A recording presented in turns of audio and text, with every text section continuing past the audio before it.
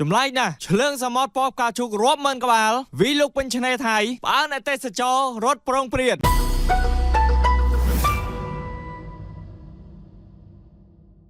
មានការភ្ញាក់ផ្អើលយ៉ាងខ្លាំងនៅប្រទេសថៃក្រោយពីគេបានប្រទះឃើញឆ្លើងសមុទ្រពណ៌ផ្កាឈូករាប់ម៉ឺនក្បាលបានឡើងមកយ៉ាងណែនពាសពេញឆ្នេរស្វន់សននៅក្នុងខេត្តរយองកាលពីថ្ងៃអាទិត្យទី7ខែមិថុនាឆ្នាំ2026ម្សិលមិញនេះព្រឹត្តិការណ៍ដ៏កម្រនេះបានធ្វើឲ្យភ្ញៀវទេសចរមានការភ័យខ្លាចមិនហ៊ានចូលលេងទឹកឡើយរីឯអ្នកភូមិខ្លះទៀតមានការបារម្ភថាវាអាចជាប្រផ្នូលអាក្រក់ណាមួយតើវាគឺជាប្រផ្នូលអាក្រក់មែនទេតាមពិតទៅក្រុមអ្នកវិទ្យាសាស្ត្របានបកស្រាយថាឆ្លើងសមុទ្រទាំងនេះគឺជាសត្វស្លូតត្រង់និងមានសមត្ថភាពខ្លាំងក្នុងការសម្អាតបាតសមុទ្រប៉ុន្តែមូលហេតុដែលពួកវាឡើងមកលើគោកទាំងវងបែបនេះគឺមិនដាល់មកពីបាតុភូតធម្មជាតិដូចជាការប្រែប្រួលខ្លាំងនៃចំណូលទឹកអាកាសធាតុឬមានខ្យល់ព្យុះបកខ្លាំងទើបធ្វើឲ្យពួកវាត្រូវបានរលកបោកមកទើលើឆេះខ្សាច់បែបនេះនេះបើយោងតាមការចេញផ្សាយដោយសារព័ត៌មានអាមេរិន